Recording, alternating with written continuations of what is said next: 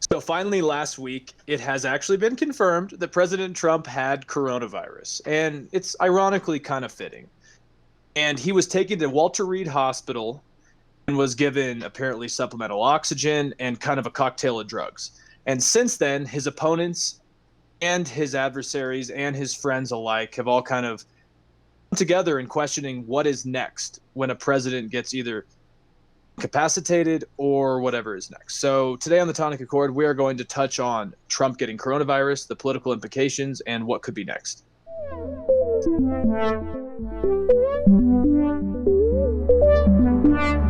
What's up, Drew? How are you doing today on the Tonic Accord? Uh, I'm doing, I'm doing all right. I'm doing. There we go. There we go. Yeah, I did want to give a quick shout out before we keep going that my favorite guitarist of all time, Eddie Van Halen, died. Yeah. So it's been something unnecessary. I feel like with 2020, I'm a little bit sad about that, but No, me it's too. I was doing work and I was blasting, running with the devil and Panama and all that stuff. So it really is a shame. yeah, it is a shame. But so speaking of another shame, what are your takeaways from Trump contracting coronavirus and then basically this kind of authoritarian theatric thing that he did today where he walks up onto the balcony of the White House and is wearing a mask and then he rips it off and it's kind of this like great showing of force and I have it in quotes here. Trump said that let me get to he says that now I'm better and maybe I'm immune. I don't know. Don't let it dominate your lives. Get out there, be careful. How do you feel about that statement after he was diagnosed with coronavirus and maybe still actually has a bad case of it? Well, look. So I mean, for someone who is talks about Sleepy Joe and is always, I mean, for years we know now he's super obsessed with image and press and theatrics, right? I mean, the whole thing with tear gassing protesters to go get a photo op of him holding a Bible, even though he's never even been to that church. Like he does a lot of these theatrical things, right? Obviously, image is super important to Donald Trump. That's just we can deduce that based on the way he acts and the way he's even talked about image and The Apprentice and everything. So for him to be sick, to be very sick, this close to an election is bad. It's a bad look. It's bad for his campaign. Um, and so I think for him, he was trying to, in any way he could, make his image look better and as look strong for his base and play it down as far as like oh he's in a hospital but he's feeling fine. He has the best care, which I'm sure he did have the best care, which he got medevaced via helicopter and everything. So I think it's a lot of theatrics to try and make himself look good. The problem is when you're in the midst of a pandemic where everyone else has, hey, if you get this, you have to quarantine for 2 weeks or whatever. Him doing these things doesn't actually look good. It looks bad. It looks like he's endangering people around him. In his mind, he was like, oh, I'm going to go out in my little limousine and I'm going to wave at all the people that are supporting us, the great patriots outside that are saying, get better, Trump. He wanted to go by and just wave to them and make them feel better. Yeah, that's fine unless you have a deadly virus that's contagious and you're then putting in harm the Secret Service that guys had to drive you around. Like, you know what I mean? Like, I get what he thought he was doing, but in reality, it looks really bad. And then today, when he's like, "Oh, I'm leaving the hospital. I'm all good. I feel better than I felt 20 years ago," which I think he feels that way because of all the drugs he's on because of the coronavirus. They pumped him full of steroids and stuff. And then he goes up on top of the White House and takes off his mask. I mean, the taking off the mask thing, weird. I mean, not a huge deal to me. He was far away from people, right? Like, if I'm alone, if I'm hiking alone, I don't put my mask on unless I see people walking towards me. So that's not a huge deal. But it was weird that he just stood there. He just stood there and he was like, looked like he was struggling to breathe. I don't know. It's just weird. Like, I think he tried to have an optics moment where he was like, I'm going to stand defiantly and look strong again at the White House. And it just looked weird. I think both of these things just fell short of what he wanted to achieve. Yeah. And, I can't tell you how many messages I've received from my Republican friends today, all saying that they're disappointed with Trump. I have not heard a single Republican in the last 24 hours who's told me they're glad that Trump is either talking the rhetoric that he is or doing the actions that he's doing. And once again, I honestly feel like Trump has just done the bare minimum. Like, it would have been so easy, especially since he effing had coronavirus, or has coronavirus, I guess is more accurate. It would be very easy for him to just say, okay, this knocked me down. This was extremely hard for me. It didn't change my life, and I'm going to move forward. But we need to wear masks, social distance, and take responsibility for our own actions during the time of a pandemic. It's not that hard. And again, he failed to do that, and again just divided us more, and we don't need to be any more divided. Like, we're in October, the election is in less than a month now, and I just don't think that there are any positives out of how he's acting. No. And you mentioned drugs earlier, and I definitely want to get into that because I do think that he's even acting irrationally for him. Like, he's acting extra irrational right now. I mean, there was a tweet, I think it came out yesterday, where he was like, military, vote. Right. Healthcare, vote. Vote. It looked like a guy who just took a bunch of effing speed and was just putting out his mind, putting out his thoughts. And I've been looking at, I actually wrote down the drugs he's on just so we can kind of clarify that right now. He's on remdesivir, dexamethasone. Sorry, I'm horrible with pronouncing These these. drug names are whack, yeah. And then also an experimental cocktail, which could down the road be potentially helpful in coronavirus, which is called Rengen COVID-2. And apparently the mix of these drugs is not particularly good for rational thinking. And I just see a guy who is probably not thinking correctly. And I know a lot of, especially liberals, are going to say, Alex, he's always not thinking properly. But this is something extra. And I think two things can be true here. Like, I've seen a lot of people, I guess mainly on the left, the blue check marks on the left, who've basically kind of joked that irony and karma are good and he should, if he dies, it's not that big of a deal.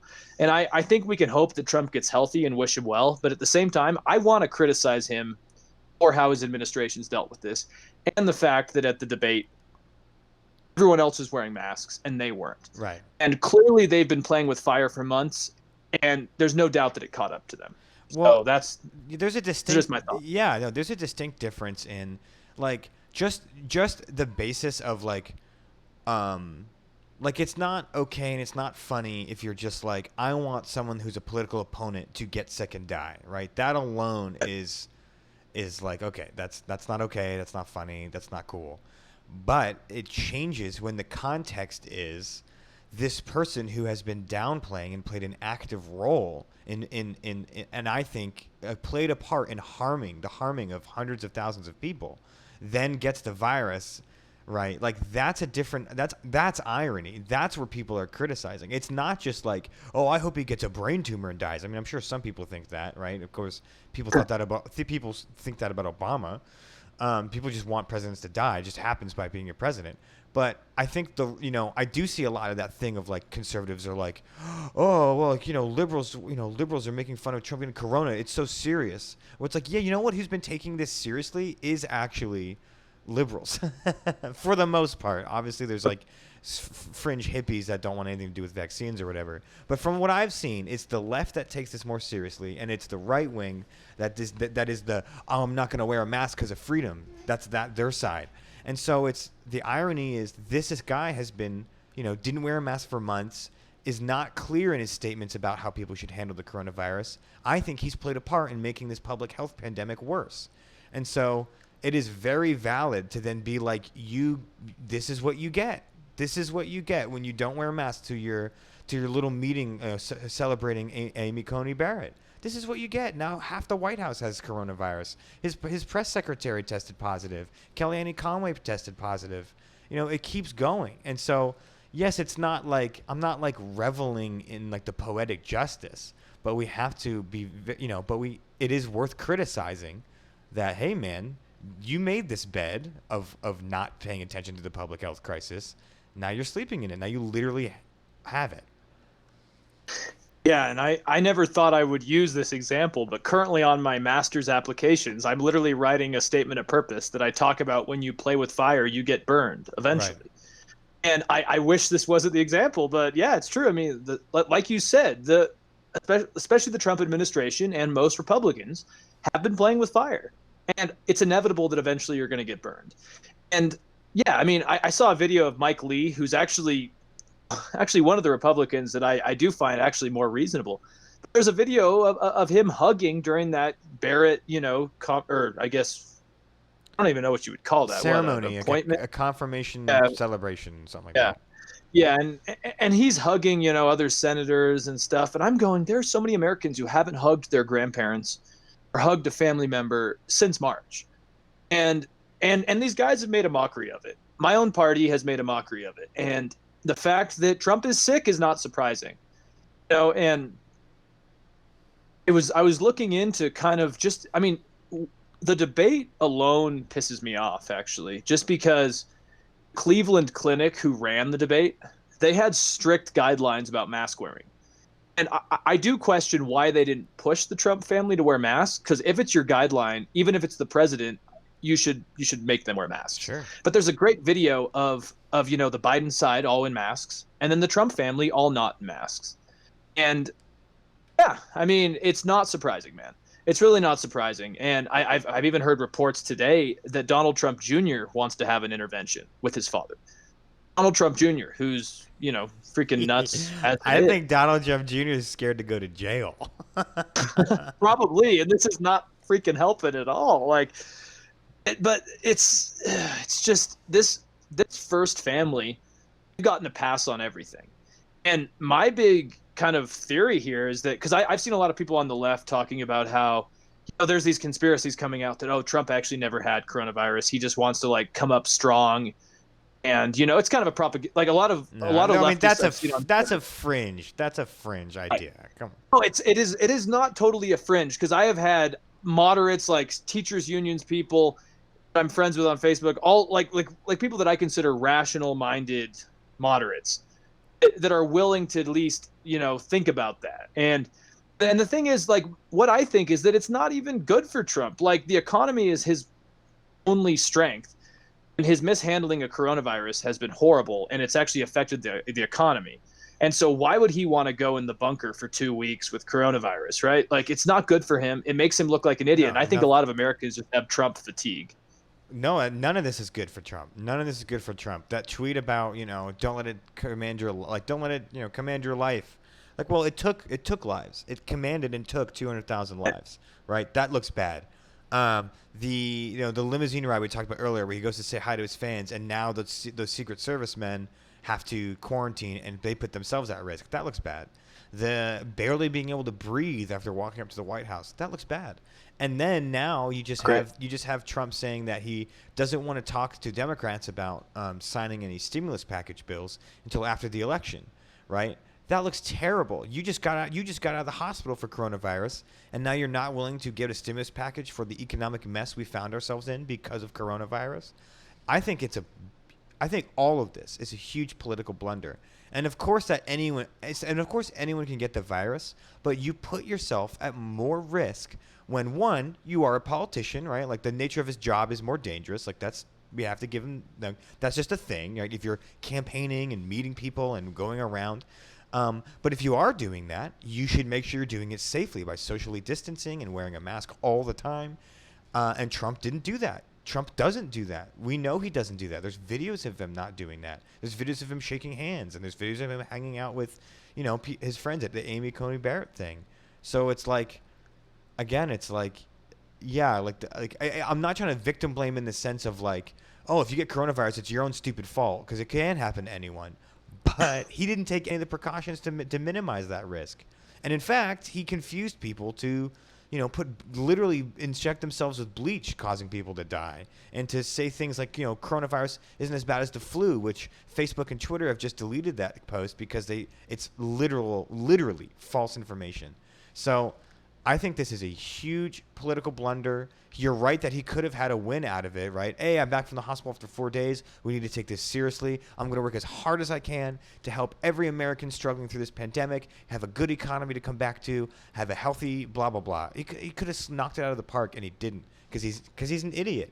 He's stupid, and he's selfish because he only focuses on how he looks. How does he look during all this? And he doesn't really care about the people that are actually suffering through this pandemic. Yeah, and this might be, I think, the final straw with a lot of moderates and potentially even older Republicans.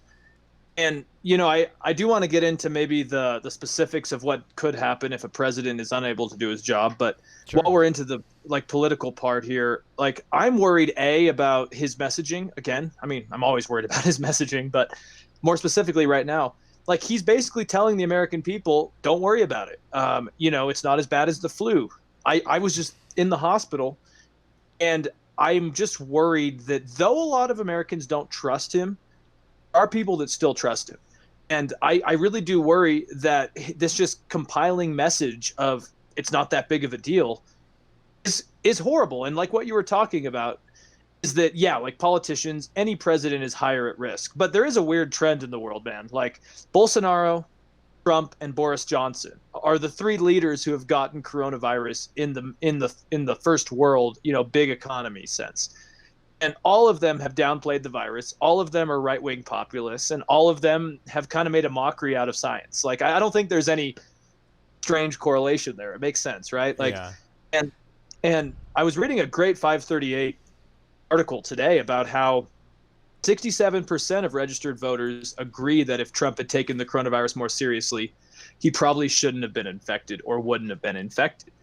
And I've heard a lot of the right wing saying, well, okay, that's registered voters, not actual potential voters.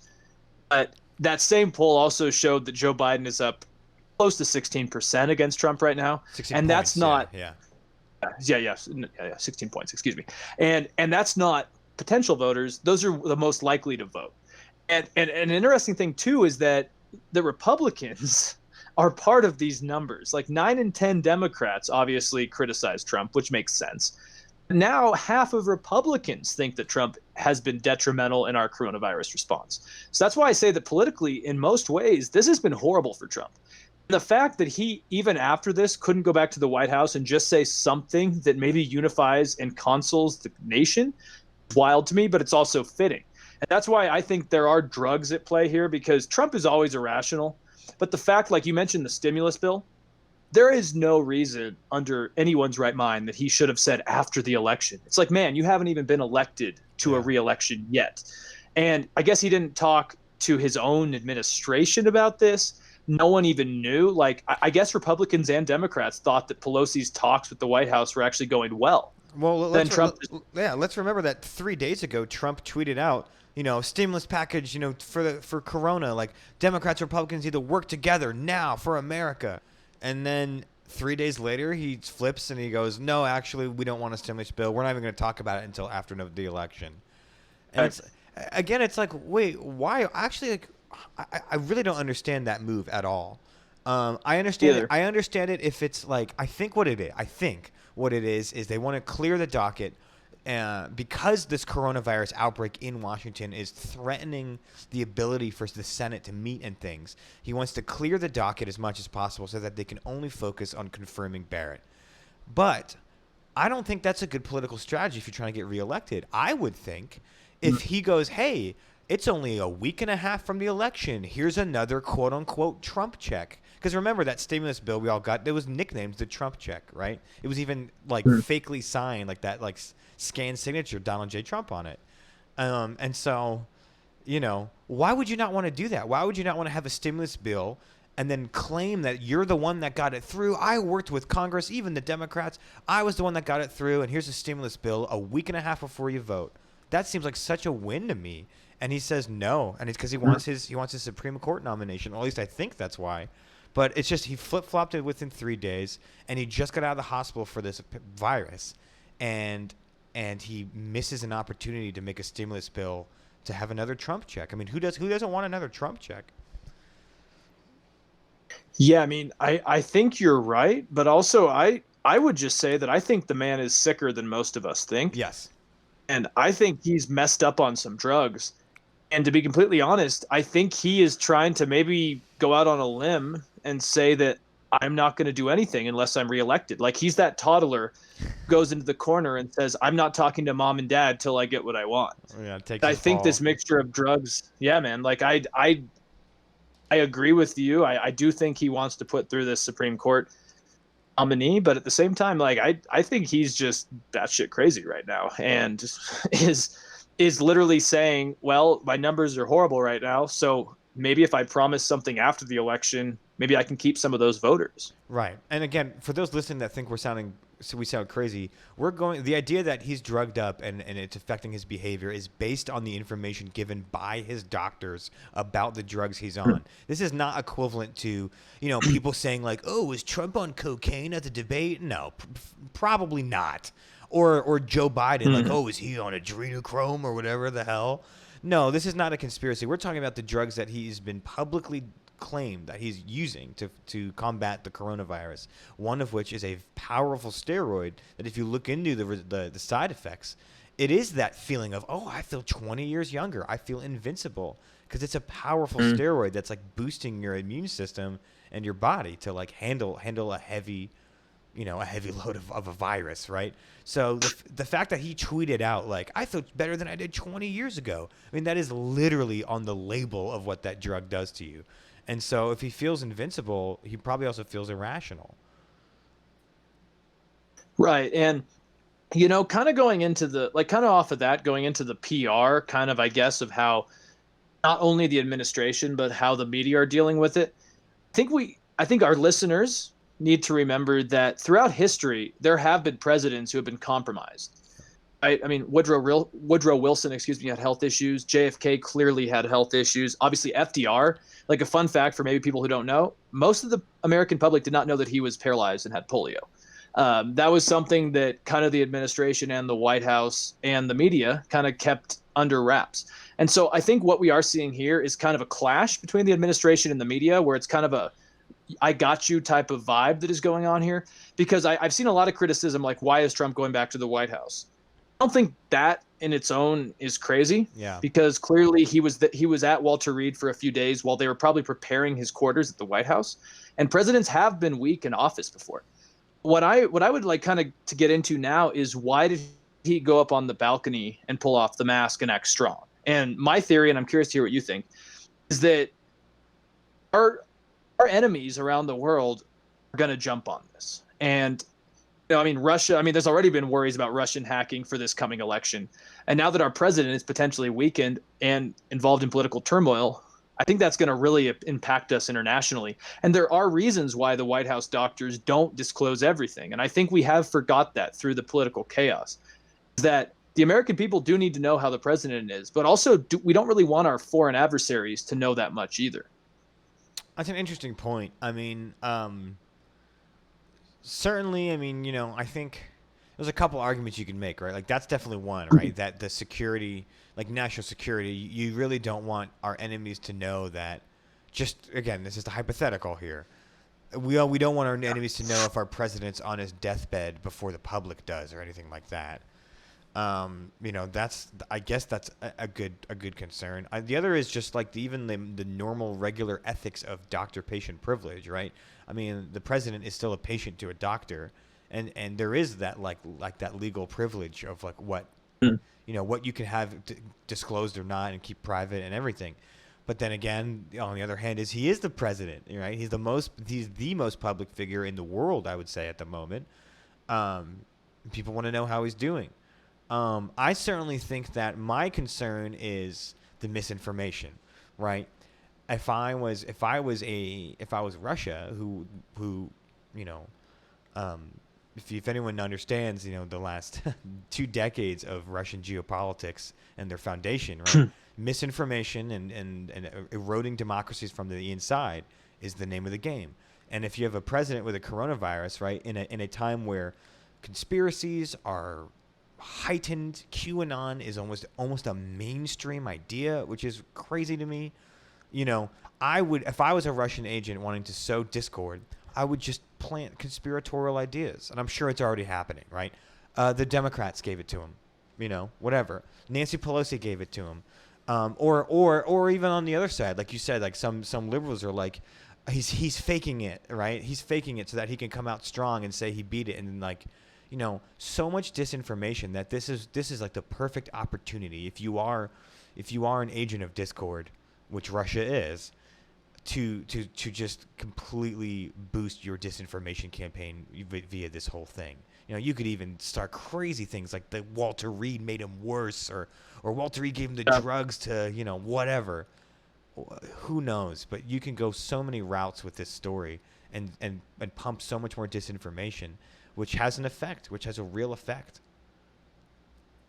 Yeah, I think you touched on probably the point that I've wanted to make the most clear to my friends and family, kind of talking about this, is that Trump getting coronavirus right now is probably the worst thing that could have happened to the United States. And I'm not talking if you're a liberal or liberal or Republican. It doesn't really matter to me on this. It's the fact that we are living in a place where false information flourishes. Yeah. And I mean, you have Republicans that are saying that, Democrats gave it to Trump, and then you have the left saying that Trump doesn't even have it. And that type of environment has been bred the last couple of years where we don't trust anything we hear. And that goes to both sides. I think the right is more susceptible to it. Again, this Trump situation right now just shows us that it goes both ways. And I honestly, like, I first saw this, I'm like, well, it makes sense that he got coronavirus, but I'm also just thinking, like, this is not what we need less than a month before the election, because I think a lot of people hope that, if Trump got sick, maybe it would help Biden more. But I do now real quickly want to kind of get into just the hypothetical of what happens if a presidential candidate dies before election day.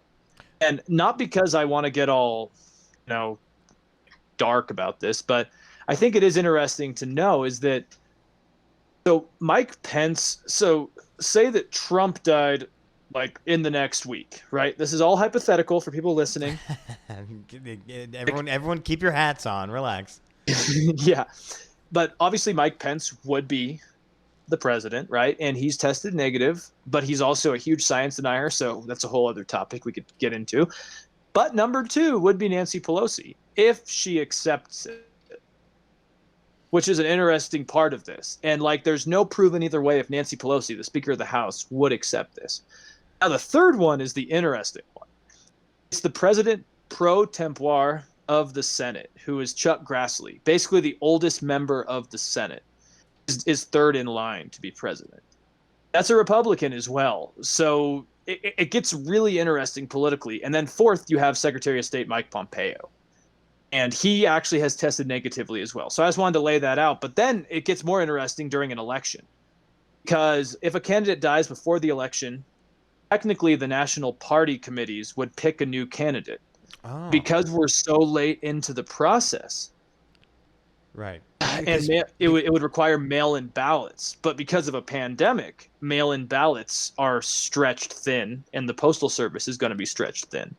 So at this point, even if Trump were to die, there'd be no practical way for the RNC to find a new candidate. And this could be just particularly uncharted waters for the United States. I mean, and I'm not. Yeah, go ahead. Yeah, go ahead. Sorry. Well, I was just gonna say, like, I mean, it would like, even if they had to pick someone, it would have to still be Pence, right? Like, you can't just throw in a new player into the ring. It would even if it came down to picking a new candidate, they would just default to Pence, is what I would think. And if it was Pence, I just don't see Pence winning. I wonder how those votes work. Like the fact that people have already cast votes, right? Like, we heard it in the debate that the election's already happening. Like, people are voting. I'm sure there's countless people that have already voted for Donald Trump. Like, I wonder, would those ballots be turned into Pence ballots, or they have to be a complete like recasting of your vote, like a complete like a whole new another round of election. It is crazy to think about. And again, this is just because of, being realistic. It could happen. That's why we're talking about it. Let's not forget that Herman Cain said he got tested positive for coronavirus. 3 days later, he said, I feel great. And then 2 weeks after that, he passed away. So, like, it's within the realm of possibility that this happens. So it's worth talking about. That's the only reason we're talking about it. So it is interesting that, the party would be, the Republican Party would be screwed. Let's be real. Well, and also here's the thing. Like, so I think technically, yes, Mike Pence would be considered, I guess, the presidential nominee, at least on paper. But apparently that's not how it actually would go. Then Democrats are going to love this, but it would go to the Electoral College. Wow. And each state is required to cast the necessary electoral votes. And so what I see happening is that actually Mike Pence, if Trump died during the election process, he actually probably would not be easily the president if he won. Like it could actually become a chaotic process.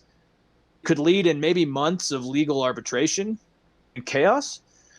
But also the other thing about Herman Cain you said is totally correct. Is that there's a lot of reports that I've just seen along the web, everything from Reuters to The Economist to Business Insider. They've talked about how coronavirus has a weird thing where you get better in the first couple days and then it gets much worse after that first maybe 5 to 10 days, like you said about Herman Cain. So Trump is not out of the woods yet, No. and we need to remember that. And that's why I think it is important to talk about this, because we are so close to an election and could be tough for Republicans if things get worse. And I mean, the same would be with Biden. Like Harris would not automatically be the nominee if something happened to Biden. It would become kind of an electoral chaotic system around it. And I mean, it's just something worth talking about, considering we are in unprecedented waters with a pandemic. Man, that would be the craziest wrench in this whole Hmm. thing. I mean, I mean, we've already had such just an insanely unprecedented year, and I know, and the whole RBG passing away, that was a big wrench in the whole like timeline. Hmm. That changed the whole dynamic of the election. Now this changes the whole dynamic of the election as well. But if Trump were to pass away, I mean, that would be just be nuts. It would be nuts. We really would be in just truly uncharted waters. Um, Yeah. wow. Yeah. I mean, gosh. Again, we're not wishing any ill will. It's just simply a matter of it could happen. So it could happen. Yeah, and I do think that probably in the next couple days, this is just my prediction. We are going to find out that maybe Trump is worse than we thought, just because the fact that all the drugs they were giving him, you either give, obviously, Occam's razor, you and I have talked about this, obviously. I think Occam's razor is a good mechanism to use right here. But also it's a tough one because it could go either way. Like either doctors are giving Trump the best medicine because he's the president, they want to keep him safe, or because he's super sick and needs them. And either one makes almost sense. So Right. Occam's razor would say, the least assumptions, but there's not many assumptions with either one of those. Well, I also think that just everything I know about this administration, they they put a positive spin on his like little briefings or whatever. Like, oh, he's doing good and everything, and you know, I mean, I'm not saying they're straight out of line. Like, he's not like on his deathbed and they're like, he's doing great. Like, obviously, it's not that much of a dichotomy, but yeah, I mean, it Hope was not. like the doctor himself even said, well, I was told to keep things positive, right? So yeah, they're gonna be telling you that he feels better than he has in decades. Like, all right, I mean, if he does, great, but like, we'll see, man. He's again like a lot of the doctors that have dealt with COVID and people that have dealt with COVID all know that it's not a 3-4 day thing. It's not a 6 day thing. It's a 20-day thing. Yeah. It's going to be interesting, and I think that the book's already been written, at least for Trump's PR game when it comes to this, because that 538 poll also mentioned how older voters are now turning to Biden more than ever. I think that's the most interesting switch, and it makes sense to me because older voters die from coronavirus. And the fact that even if they maybe align with the president on economic issues, A, the economy is not doing great. B, maybe it's because he handled the pandemic poorly. And Right. C, he's downplayed it for a long time and now he has it. And I think a lot of people are kind of like, F this. Like, I don't want to have to deal with this anymore. And Yeah. let's just get this guy out of here, because Biden may be a lot of things. And he could be at whims of some of the more progressive left, but he doesn't have COVID and he hasn't downplayed this for months. And he's taking it seriously, or at least publicly. So, yeah, I mean, certainly a crazy development. It has big implications for the election. I think it's nothing but bad news for the Trump campaign. Mm. And he's going to have to really think about how to move forward and swing this in a way that helps him. But I really don't see him doing that easily, especially with the way he acts. Do you see the debate happening in what, like less than 2 weeks now? Yeah, he says he wants to do it. He says he wants to do it. Yeah. We'll see, man. We'll see. I'm honestly just curious what Kamala and Mike Pence talk about tomorrow Yes. at the vice presidential debate. Kind of curious what comes up. Yeah, me too. I'm sure there'll be an interesting SNL sketch the next weekend. Um, well, do you want to wrap this one up before we get into Togoland? Yeah. Yeah, as you notice, I exhaled deeply before this wrap up because honestly, I'm just kind of sick of all the BS. I just want us all to get together and be friends again and at least kind of be able to talk and agree on simple things. So, Americans, just let's just try to keep it together. Our president may be sick with a lot of things, but it's not. So, check us out. We're on YouTube, Podbean, we're here on Twitch, Apple Podcasts, iTunes, and all those third-party sites. Please let us know what you think. Will Trump win? Are we completely wrong? This is a shoot for Biden? Let us know. And take care, guys. Thanks. Bye.